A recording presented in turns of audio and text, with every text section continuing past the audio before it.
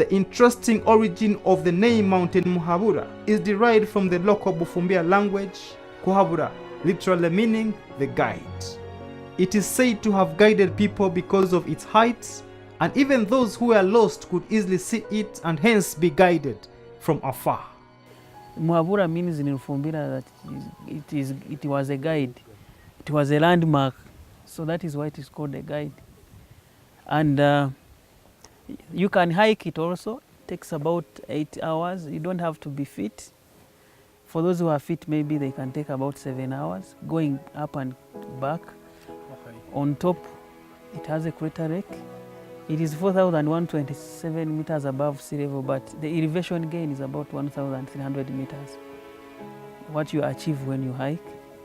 Some parts of the cliffs are enabled by ladders. And yeah, it is a tough one, but can be done. People really hike it.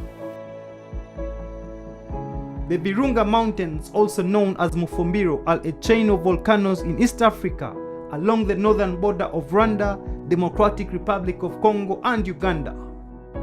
This Muhabura forms part of the Virunga Conservation Area that straddles the 3 countries and has about 8 cones or 8 volcanoes. Uganda is home to the 3 volcanoes, but actually Muhabura is shared between Uganda and Rwanda.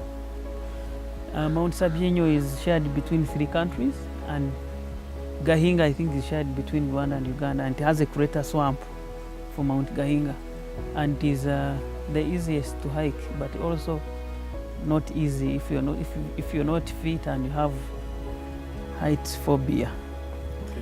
And the other volcanoes are Nyiragongo, Nyiramuragira. Some of them are even active and they're in Congo. Others like Karisimbi, Visoke are in Rwanda. So there are about 8 cones of the same features. They are all, if you look at them in a distance, they resemble. The mountain range is a branch of the Albertine Rift Mountains, which border the western branch of the East African Rifts. They are located between Lake Edward and Lake Kivu. The name Virunga is an English version of the Kinyarwanda word Ibirunga, which means volcanoes. Virunga Conservation Trust has the major mandate is actually to protect the endangered mountain gorillas, which are only in part of the world. And they are different from the lowland gorillas. That's why they are called mountain gorillas, and they are endangered. And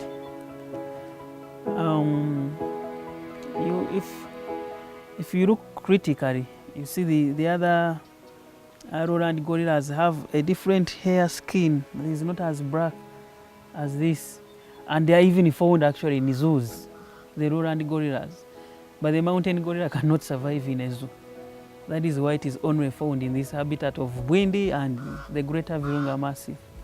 So there are so many agencies which have come in to protect gorillas. There is Diana Fossey Fund, there is International Gorilla Conservation Program. There are so many other companies coming along to protect the gorillas.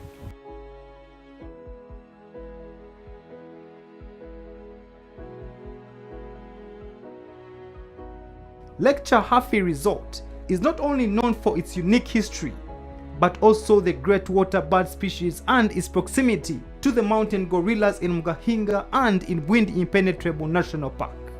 Why are people not appreciating domestic tourism? I think it's a problem of mindset and it has to be changed. We are talking of domestic tourism, but there are so many Ugandans who go out of the country for vacations. They go to Mombasa, they go to Dubai, they spend a lot of money, but they can't actually appreciate their own country, which other people, foreigners, come here and shed tears because of its beauty. So I think the media has to play a role, schools have to play a role, everyone has to play a role in appreciating domestic tourism in Uganda. If you can't love your country, no one else will. Because you see, even tourists come in when they are excited. Have you seen gorillas? Have we hiked? And if you've not hiked, you won't even interest them to do what they actually think that you have done it. And maybe another thing is tourism players need to appreciate and also start costing packages in Uganda shillings, very affordable to people. I must say, the journey has been so rewarding. The spectacular and breathtaking sceneries that we've been watching, just like you can witness. Wow, I love travel.